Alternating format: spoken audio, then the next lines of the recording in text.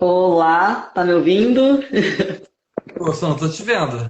Deixa eu ver aqui se a câmera vai funcionar. Aí, agora Agora foi. vai ver. Doutora Bia, muito obrigado por ter aceitado a entrevista. Deixa eu virar aqui que senão eu corto minha testa. Como é que estão suas expectativas para hoje? Não, primeiramente queria dar muito boa noite para todo mundo que está aqui assistindo a gente, né? Quero agradecer o convite que você fez para mim, Luca. Muito obrigada por essa oportunidade, por estar aqui nessa entrevista. Estou muito feliz mesmo de falar sobre um assunto que eu amo, que é a minha profissão, o direito do trabalho. Então, muito obrigada mesmo.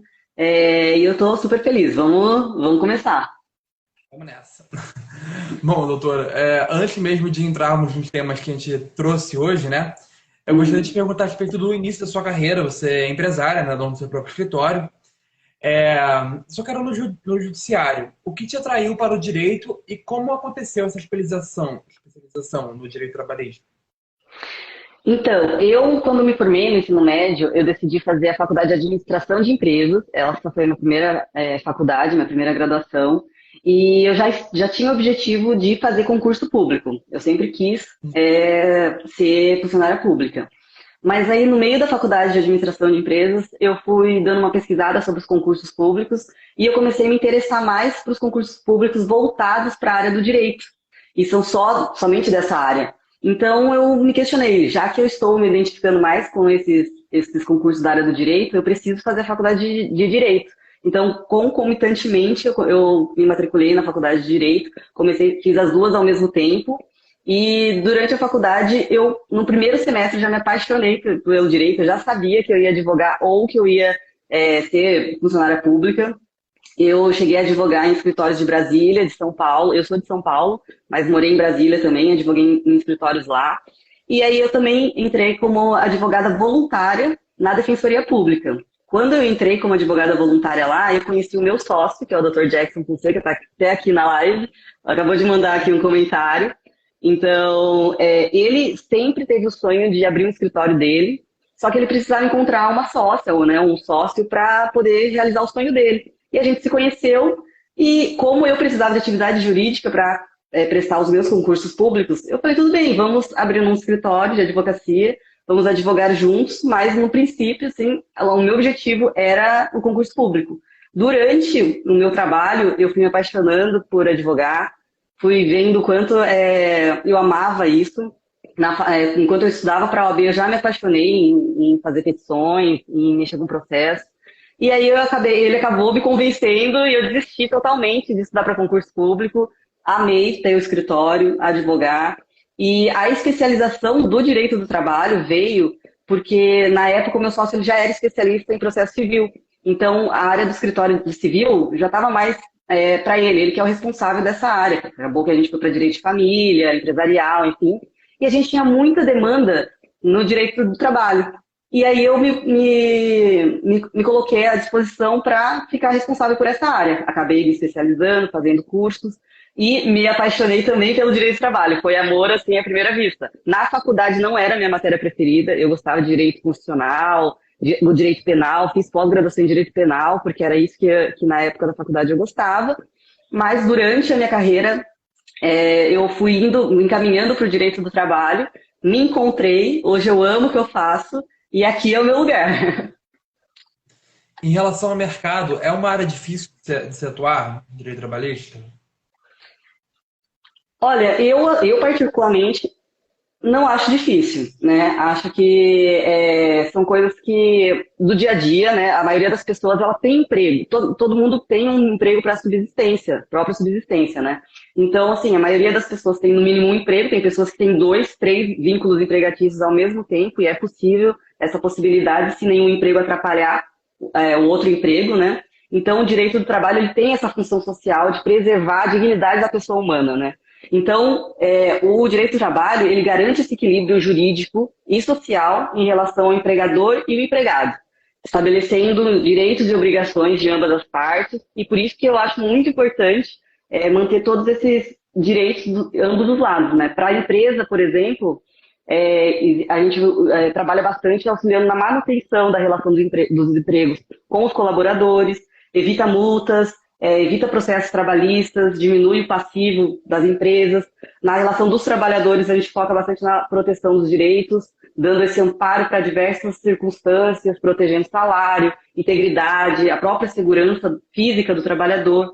Então, essa importância é sempre buscar se atualizar nas reformas trabalhistas, na legislação, nos acompanhamentos com os sindicatos, as convenções coletivas da sua categoria, consultar os advogados.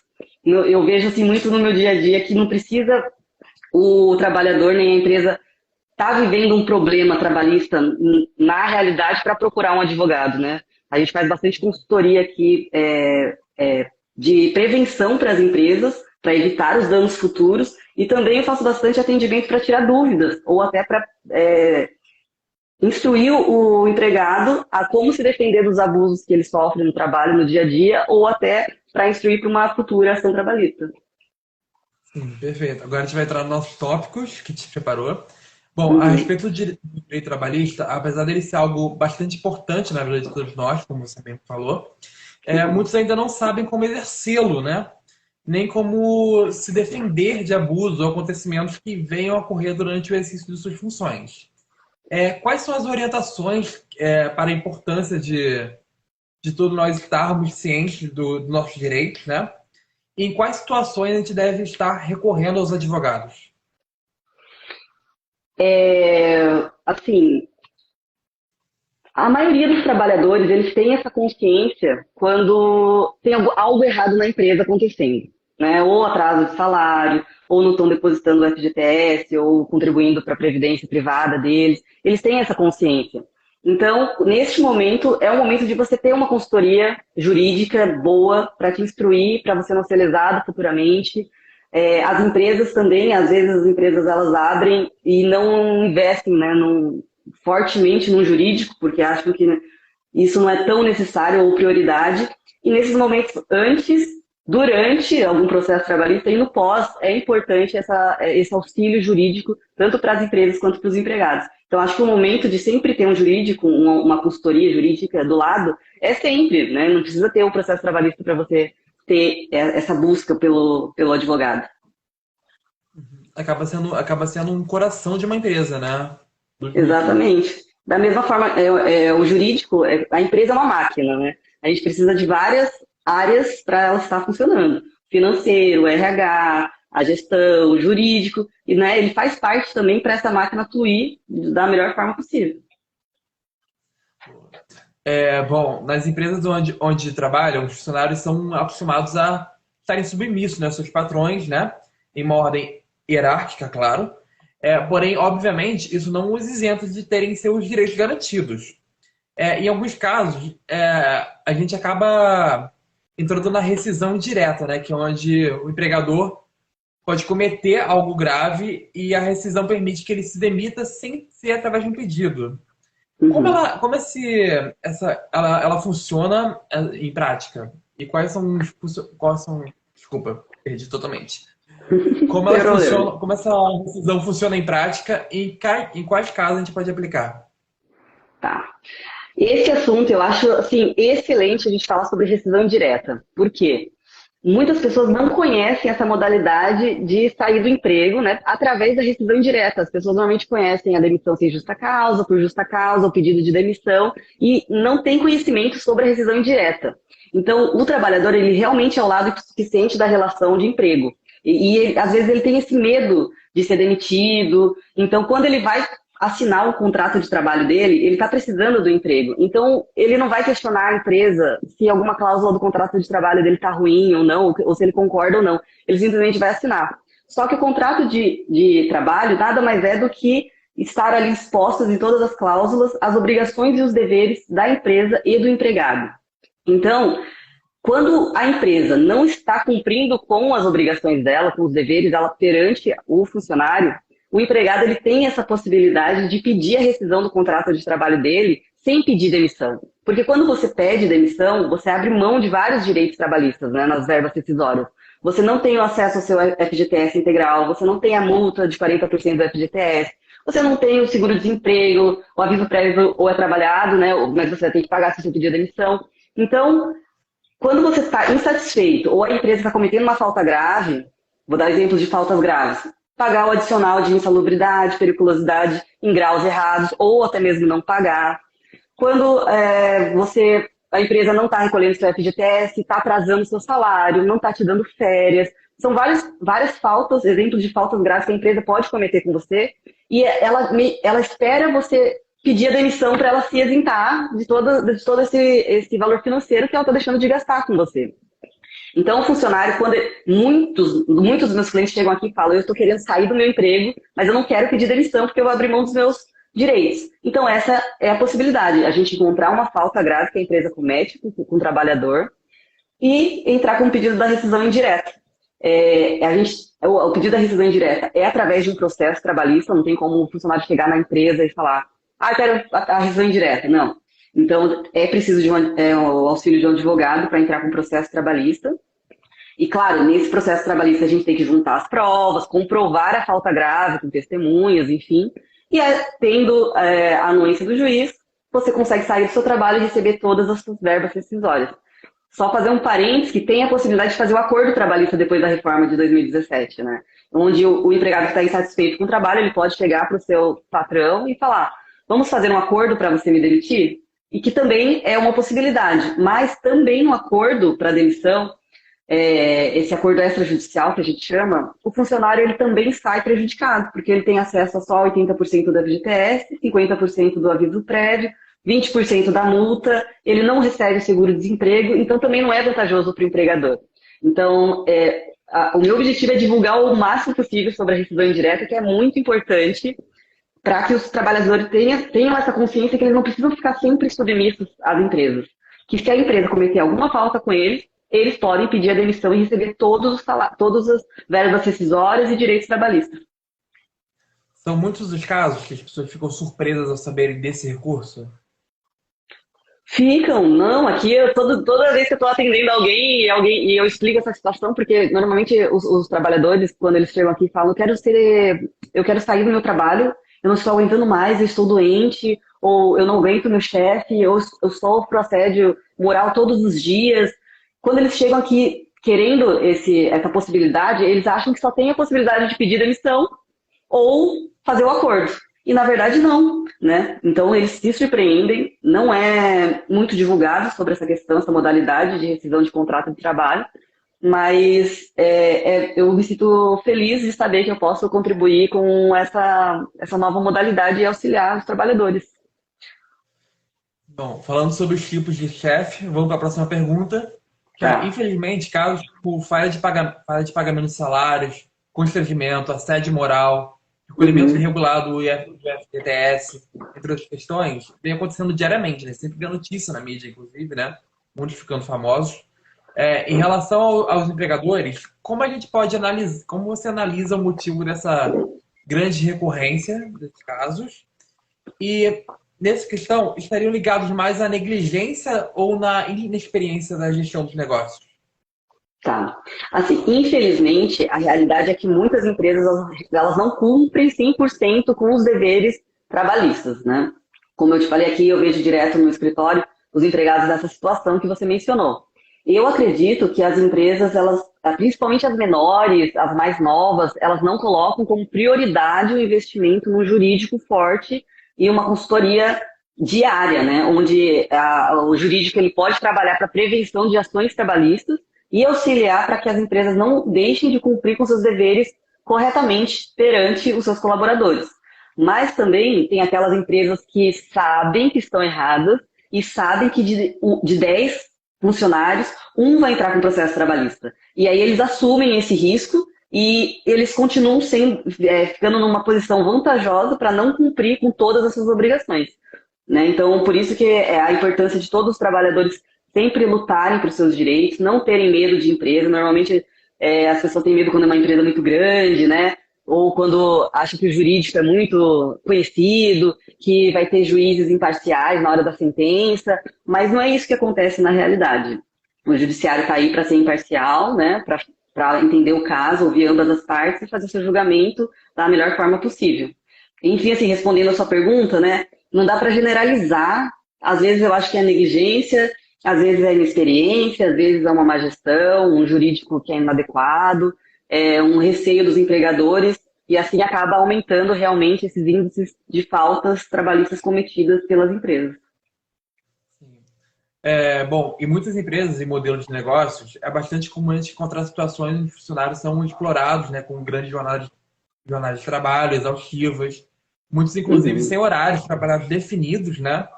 E tudo isso acaba, consequentemente, gerando problemas como a síndrome de burnout, que é Burnout, um é. estudo... Burnout. Aqui é português. Mas eu vou botar aí. Bom, que é um estudo ocasionado por exaustão extrema. Uhum. Existe grande incidência dessa ocorrência e como isso vem sendo reconhecido pelas empresas? Esse também é um assunto que eu acho muito importante, porque tem aumentado muito atualmente o índice de casos de síndrome de burnout ou síndrome do esgotamento profissional, que nada mais é que um distúrbio emocional com sintomas de exaustão extrema, estresse, esgotamento físico, resultantes de situações de trabalho desgastante que demandam muita competitividade e responsabilidade, e a principal causa é justamente o excesso de trabalho. Então, aqueles chefes que cobram resultado, muita responsabilidade, metas absurdas, assédios morais, sexuais, humilhações, né? Tudo isso causa um dano psicológico para o funcionário que pode perdurar durante a vida inteira dele. Então, assim, como que funciona quando algum cliente é diagnosticado, né? Começa a sentir esses sintomas de depressão, ansiedade, e é devido ao trabalho. Ele procura, pode ser um médico do trabalho, pode ser um médico particular. Esse médico vai analisar o funcionário, vai fazer um laudo, né, uma receita médica dos medicamentos. Às vezes é um tratamento psicológico, às vezes é um tratamento com um psiquiatra, com medicamentos. E aí, nesse laudo, o médico vai colocar o CID da doença, da depressão, da síndrome de burnout, identificar se foi ou não realmente devido ao trabalho, porque pode ser que a pessoa já tenha alguma doença, né, que veio antes do trabalho. Mas a gente entra com um processo trabalhista pleiteando uma indenização. A síndrome de burnout também é um motivo de rescisão indireta, uma falta grave da empresa, né?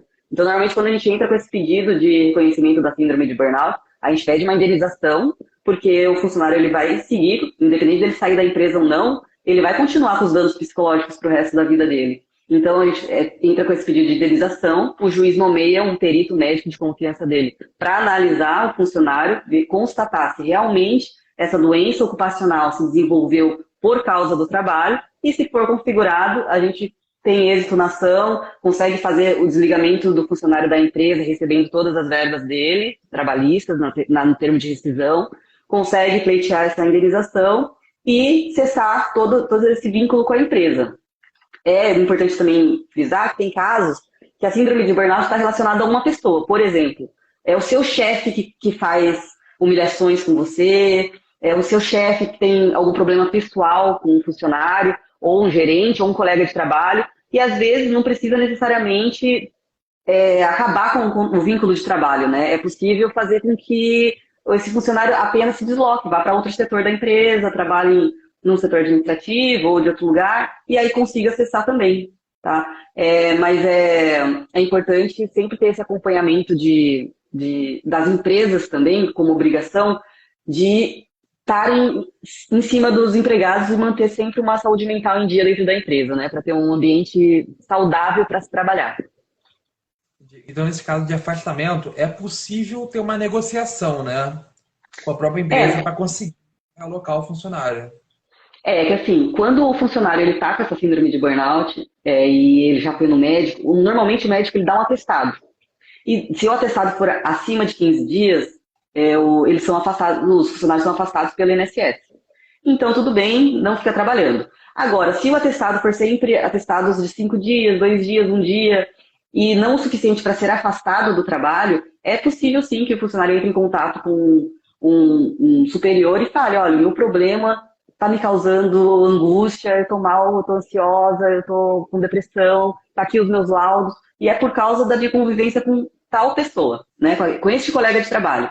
Aí sim, a empresa é aconselhada juridicamente também para tentar realocar antes de afastar pelo INSS, antes de ter até uma ação trabalhista referente à síndrome de burnout. Então, sobre esse aumento, você Uhum. acredita que muita gente está em home office, mas na pandemia, que acabou ficando Ah, agora, que é uma coisa que está arredando, né? sim. O home office também pode ter contribuído para esse índice? O, Você trabalhar fora de controle, não ter horário fixo para estar trabalhando, se dedicando à empresa, isso pode ter contribuído? Sim, com certeza. A pandemia ela trouxe a necessidade de adequação ao trabalho. Foi imposto por causa do distanciamento social e aí o home office ele cresceu muito nesse período de pandemia, fazendo com que os afazeres profissionais fossem para o espaço doméstico. Então essa combinação que causou uma certa confusão mental também nos colaboradores, fez com que essas tarefas domésticas estivessem no mesmo espaço profissional onde ele trabalha em casa. Então, essa nova fase, né, essa nova realidade, fez com que as pessoas trabalhassem além do seu expediente para dar conta dos seus deveres, e apesar do ganho em diminuição do tempo de locomoção que os trabalhadores perdiam chegando na empresa, voltando, trânsito, enfim, o ambiente de descanso se transformou num espaço de trabalho diário. Então, todas essas exigências pressionaram consideravelmente o trabalhador, afetando a saúde mental deles. Então, caso tenha esse diagnóstico ou suspeita de estar com um processo de esgotamento, né, é necessário buscar ajuda profissional. Aproveito aqui para falar na live, busquem ajuda de um profissional que eles vão poder te auxiliar num tratamento psicológico ou psiquiátrico. As empresas também precisam estar cientes, né, se conscientizar que esse resgate da autoestima e autoconfiança são necessários para restabelecer uma saúde mental dentro da empresa, incentivando prática de atividade física, melhoria na qualidade do sono, da alimentação, aumento no convívio social e saudável entre família, amigos, né? Isso é importante também a gente deixar frisado aqui. Verdade. Bom, entrando agora no tema de assédio sexual e moral, Uhum. uma das grandes dificuldades que muitos têm é o de conseguir obter provas desses acontecimentos, né? Por vídeo, por gravações. Existem muitas táticas, né? Botar celular escondido para conseguir filmagem, flagrante. E outros sofisticados, já como gravar ligações, escutas. Como os funcionários podem conseguir fazer essas obtenções de maneira que fiquem seguros em relação a conseguirem fazer a justiça, né? Sem que Uhum. inflijam outros direitos de outras pessoas que possam estar envolvidas ali no mesmo ambiente. Tá. Como que funciona na Justiça do Trabalho, né, dentro de um processo trabalhista? A gente pode utilizar dois tipos de provas, as provas testemunhais e as provas documentais.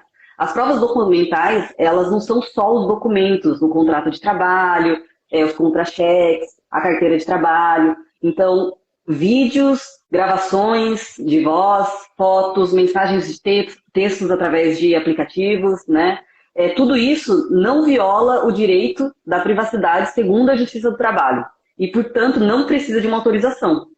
Mesmo porque é muito difícil um trabalhador ter acesso a provas documentais durante o seu trabalho, enquanto ele está trabalhando ainda dentro da empresa. Porque a empresa normalmente não libera os funcionários as provas contra elas mesmas, né?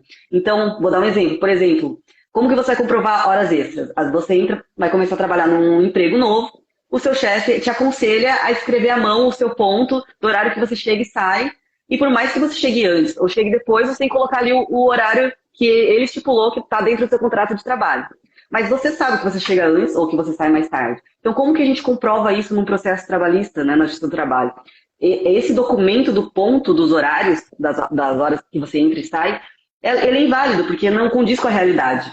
Então, nesses casos, a gente pode comprovar com uma mensagem no WhatsApp, por exemplo. Quando o seu chefe está ali 10 horas da noite, tá, responde aqui o cliente, responde o e-mail. Que horas? Ah, avisa quando chegar na empresa. E o funcionário chegou muito antes do horário previsto no contrato de trabalho. Então, é necessário utilizar esse tipo de prova num processo trabalhista, né? Quando a gente não tem outras provas. Um outro exemplo muito importante, né, de falar, existe o crime de pejotização, que é quando as empresas contratam os seus funcionários, mas obrigam a pessoa a abrir uma empresa no seu nome, abrir uma PJ. Então, eles não querem vínculo empregatício, eles fazem um contrato de prestação de serviços para burlar a legislação trabalhista. Mas você, na realidade, cumpre todos os requisitos de vínculo de emprego. Por exemplo, onerosidade, subordinação, habitualidade, pessoalidade. Então você é um trabalhador, um empregado, deveria estar recebendo os seus direitos trabalhistas. Mas como você foi contratado como uma PJ, eles burlam isso. Então como que você comprova isso? Comprova com documentos, fotos, mensagens, gravações, um assédio moral que você sofreu por gravação, por filmagem, tudo isso é lícito, né? Embora essas provas não sejam absolutas, ela ajuda o empregado a comprovar suas alegações no processo trabalhista. E, obviamente, essas provas, elas não devem ser postadas na internet, nem divulgadas por grupos, amigos, e sim avaliadas por um profissional, por um advogado, para que seja juntado no processo trabalhista. Porque o empregado ele pode ser condenado a uma multa, uma litigância de má-fé, uma demissão por justa causa, até um processo criminal, né? Então, por isso que é importante sempre ter essa consciência na hora de ter provas que você grava, assim, de uma empresa. Sim. Então, são duas dicas importantes, né? Primeiro é ficar atento a esses truques, né? Deve ter Uhum, muitos truques, né? Sempre tem um jeito para burlar, para tentar fugir do que está no papel. E uhum. também isso de redes sociais, que eu vejo muito em grupo também, o pessoal publica, né? Isso, né? Para você acabar É, uma outra confusão. exatamente. Ao invés de estar ali com as provas para te beneficiar, acaba te prejudicando em outras áreas do direito. Sim, verdade. Bom, no meio do mês de julho desse ano, é um grande caso até que a gente vai falar aqui também sobre Uhum, redes sociais, que deu muita repercussão em São Paulo, foi de uma jovem que estaria movendo uma ação contra uma joalheria, se não me engano, né? uhum, Da qual ela teria sido demitida e estaria pedindo um reconhecimento do vínculo empregatício anterior. Só que, além de danos morais, pelo que ela se referiu foi um tratamento humilhante que saiu na mídia, saiu no julgamento dela, a grande uhum. questão foi que no dia do julgamento ela acabou levando prejuízo ao publicar um vídeo no TikTok onde mostrou ter amizade com as testemunhas. Aí que tá o Exato. erro. Exato. Quais as consequências sofridas nesse caso em específico? Você pode observar. Tá, assim, antes de eu começar a comentar sobre esse caso, eu quero só dizer que eu não vou me posicionar quanto à questão moral, tá? Da Justiça do Trabalho, se ela se sentiu ofendida ou não com o vídeo, com a publicação, com dancinha, enfim. Vou falar apenas processualmente como advogada, tá? O que que aconteceu nesse caso? A funcionária, ela trabalhava realmente nessa joalheria e ela entrou com um processo trabalhista pleiteando vários direitos trabalhistas, não foi só sobre o assédio moral. Mas o principal assunto do processo dela era o assédio moral que ela sofria dentro da empresa. Então, nesses casos de assédio moral, é fundamental provas testemunhais. Porque não tem uma prova documental onde diz, sim, eu faço assédio moral com o funcionário. Não. Então, nesse caso, era importantíssimo as testemunhas estarem presentes e os seus depoimentos, né? Porque o assédio moral ele acontece na camuflagem, né? Então, assim, no ao vivo ali, quem vê o assédio moral são realmente os colegas de trabalho, são os clientes da loja onde ela trabalhava. Era importante essa questão da prova testemunhal.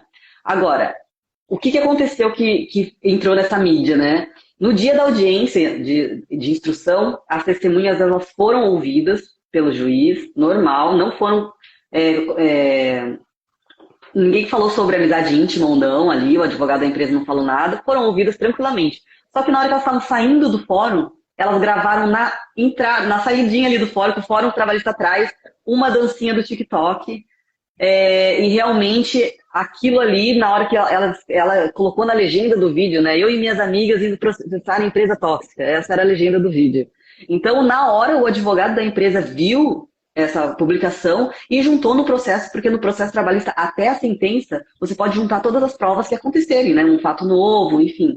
E aí ele entrou com esse vídeo, né? Gravou, colocou no processo eletrônico, dizendo que as testemunhas e a parte, a trabalhadora, eram amigas íntimas.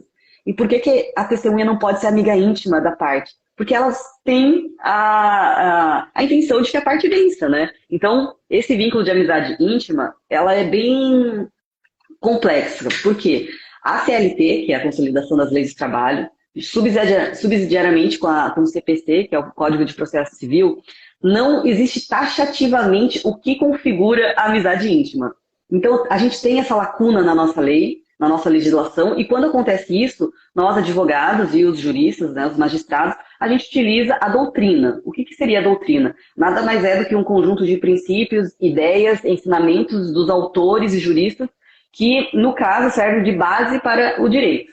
Então, a doutrina, ela explica que a amizade íntima é muito mais do que um laço de amizade. Você tem que frequentar a casa uma da outra, vocês têm que viajar juntas, vocês têm que frequentar eventos, casamentos, ser madrinha uma do casamento do outro. tá ali no chá de bebê, no aniversário do filho, festas de final de ano. Então essa amizade tem que ser além do normal, extrapolar e que seja comprovada dentro do processo, né? Sem contar que precisa ter uma assiduidade, uma frequência de amizade. Então, para mim, como advogada trabalhista, vendo que o advogado só juntou apenas um vídeo no processo, e somente um vídeo, não configuraria essa frequência, essa amizade íntima entre as partes, entendeu? Ou pelo menos daria uma dúvida para a juíza, questionar sobre se elas são amigas íntimas ou não, né? Mas no caso, a juíza e o tribunal, né, de segundo grau, eles afastaram o depoimento das testemunhas, não reconheceram o assédio moral da empresa, condenou a trabalhadora e as testemunhas ao pagamento de 2% do valor da causa e por multa de litigância de má-fé. Ao meu ver, né, igual eu estou te falando, ao meu posicionamento, respeito qual foi a decisão do tribunal, as testemunhas elas não alteraram a verdade dos fatos, elas mantiveram seus depoimentos ali no vídeo, né, dizendo que realmente a empresa era tóxica, não obtiveram nenhum ganho, né, através de meio processual, um objetivo ilegal. Então, para mim, não configuraria a litigância de má-fé. Poderia entender que teve uma omissão contra a amizade, em face da amizade íntima? Poderia. Mas aí acredito que a juíza poderia reabrir a fase de instrução processual e tentar sanar essa dúvida para ter a certeza se elas eram amigas ou não, para ter mais embasamento, fundamentação na sentença que ela proferiu, né? Então, para mim, teve um cerceamento de defesa aí da trabalhadora neste processo. Você consideraria que um dos erros, nesse caso, foi não terem pesquisado, a empresa, os advogados terem pesquisado mais a fundo a relação dela com as amigas, então, né? E isso é importante também. Quando o nosso cliente, né, o trabalhador ou a empresa entra em contato com o advogado, é importantíssimo que o advogado consiga conversar sobre quais são as testemunhas que você tem para me apresentar. Primeiro que muitas testemunhas no dia a dia acontecem de falar que vão no dia da audiência e não vão. Às vezes as pessoas levam testemunhas que são parentes, que são amigos, que são marido, esposa, e quando tem relação íntima, né, quando é uma pessoa próxima, no máximo é ouvida como ouvinte, não como testemunha. Então, tem que ter essa instrução. Eu particularmente acho, sim, que faltou essa instrução do advogado ali para informar e deixar claro sobre o que postar nas suas redes sociais, para não difamar a empresa, enfim. Acho que faltou esse lado mais instruidor, né, para testemunha e para parte. Sim. E sobre, falando num contexto geral, o que você acha que esse caso teve a nos ensinar, tanto na relação do trabalhador com a justiça, como em relação à corte também? O que ele teve a nos ensinar? Eu acho que é mais ou menos isso que a gente estava conversando. Eu acho que esse caso todo trouxe uma reflexão para os advogados cuidarem com os seus clientes, o que eles vão postar nas redes sociais, não difamar a empresa, não divulgar dados sigilosos da empresa, do seu trabalho, não difamar principalmente também a instituição da Justiça do Trabalho, porque ela se sentiu ofendida por terem postado na frente do Fórum Trabalhista, né? A própria desembargadora relatou no acórdão dela que a trabalhadora ela teve uma postura jocosa nesse caso.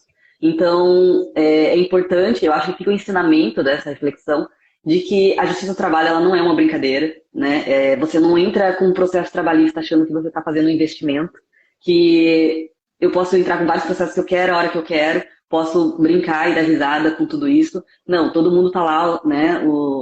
A Justiça do Trabalho está lá por uma coisa séria, relevante, né? Tentar ajudar os trabalhadores e as empresas. Então, acho que fica esse ensinamento desse caso todo que repercutiu aí pelo Brasil. Bom, apesar da importância de todos os casos que a gente falou até aqui, toda a dúvida que a gente tirou, hoje eles são pouco difundidos, né? Muita gente não conhece a justiça, como ela funciona. E por quais motivos você acredita que não tenha havido uma grande repercussão sobre esses recursos do direito trabalhista? Quais seriam as atitudes corretas a serem tomadas para reverter a situação? Em questão de conscientização, o que você acha que deveria ser feito? Assim, eu acho que uma das possibilidades dos requisitos ali da demissão por justa causa é o ato lesivo da honra e da boa fama da empresa. Então, eu acredito que por isso os empregados eles têm um certo receio, um medo de divulgar mais sobre seus casos pessoais.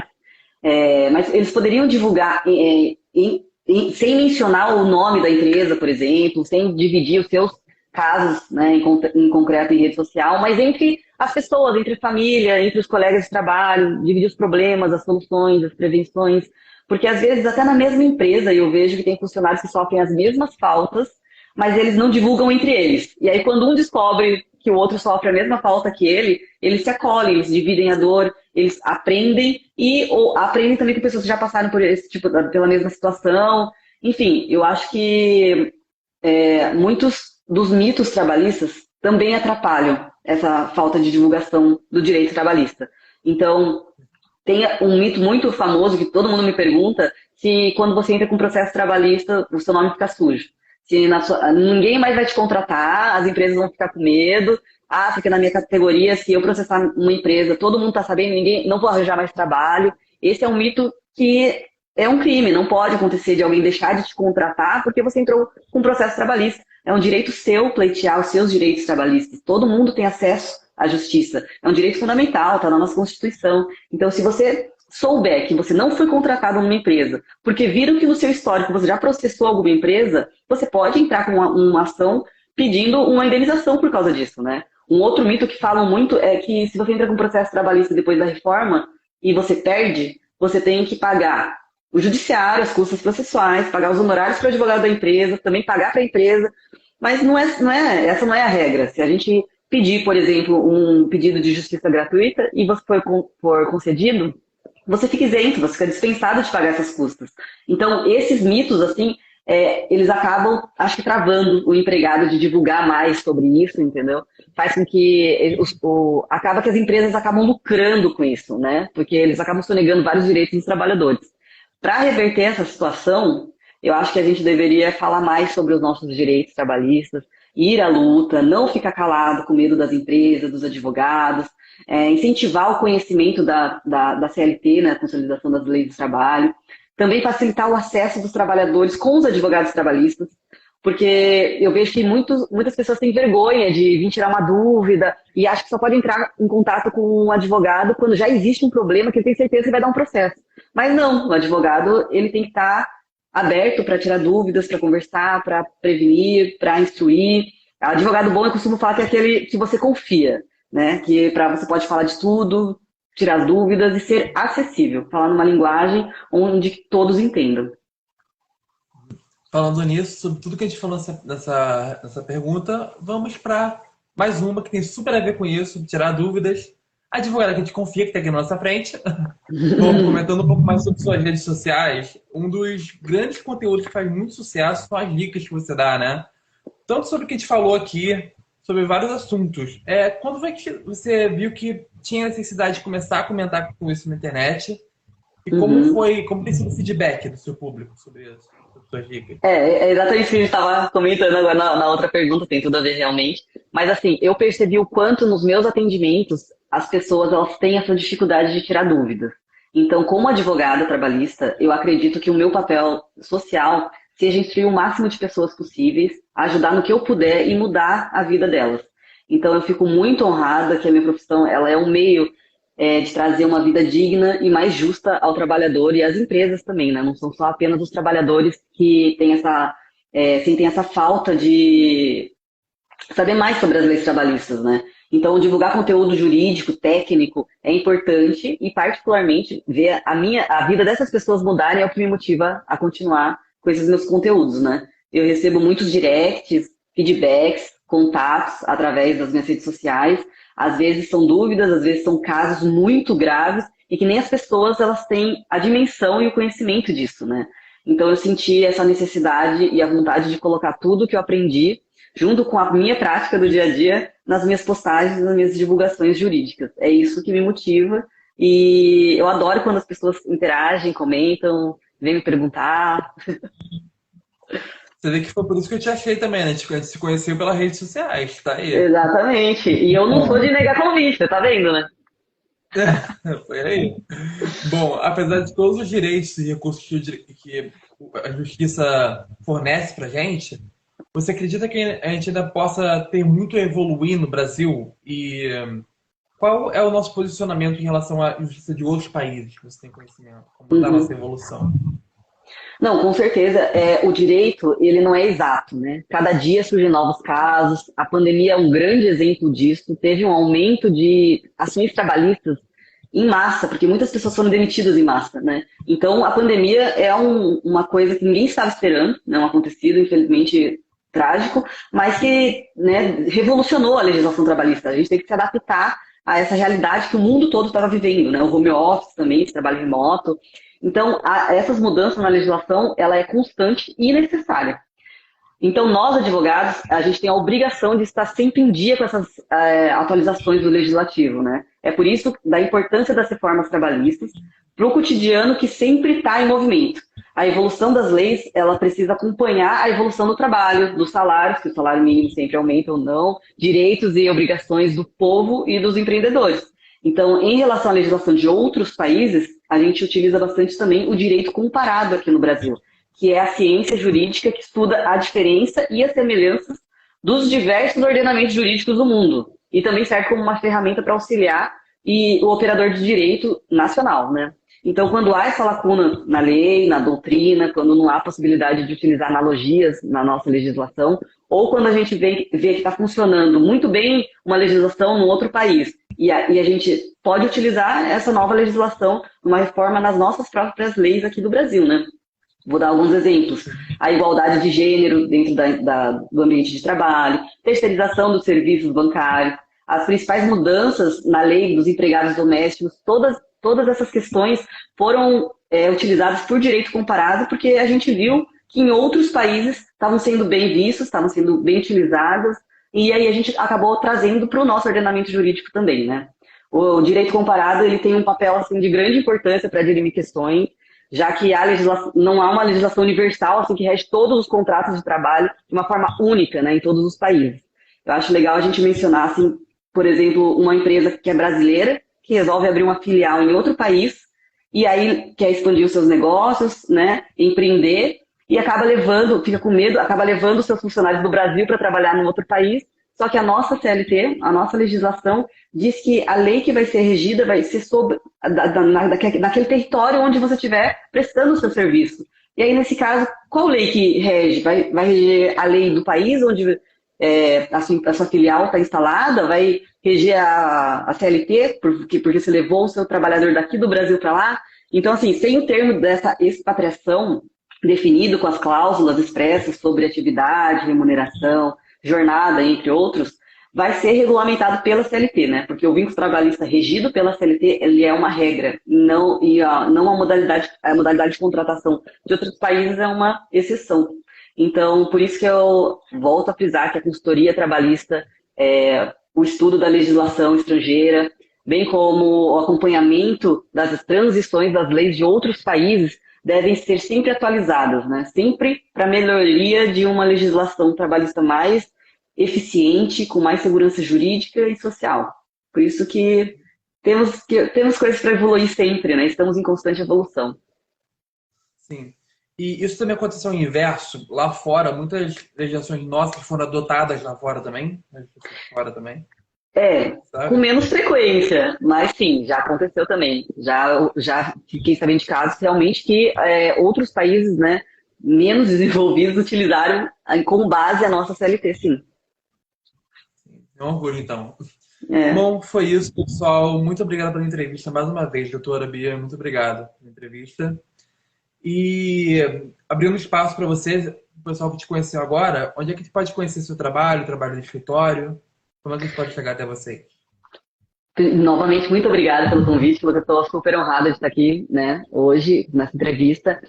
As pessoas que quiserem entrar em contato comigo, a minha rede social, né, Bia Arroyo Advogada, eu sempre estou disponível, aberta, podem me chamar no direct, podem mandar mensagem. Na minha bio aqui do Instagram tem o site do meu escritório, tem todos os meus contatos do meu assessor, até o meu contato eles podem entrar, né, que está ali. Como eu falei, adoro quando as pessoas interagem, perguntam as coisas para mim. Então, se ficou alguma dúvida aqui da nossa live, se ficou alguma pergunta, acaba que a gente vai falando e não vai vendo as perguntas, né? Mas se alguém ficou com alguma dúvida de qualquer questão, ou queira dar o seu posicionamento para a gente poder conversar, eu adoro. Estou super aberta e disponível para todos vocês. Agradeço, inclusive, a pessoa que deu o feedback aqui também, né? Veio comentando também, todo mundo que quis interagir. Muito obrigado também. E se você perdeu alguma parte do episódio, lembrando que está no YouTube, aqui no Instagram ou no podcast, no Spotify, na Amazon Music. Só procurar por Luca Moreira Entrevista. Muito obrigado, Bia. Até a próxima. Eu que agradeço. Um grande abraço para todo mundo.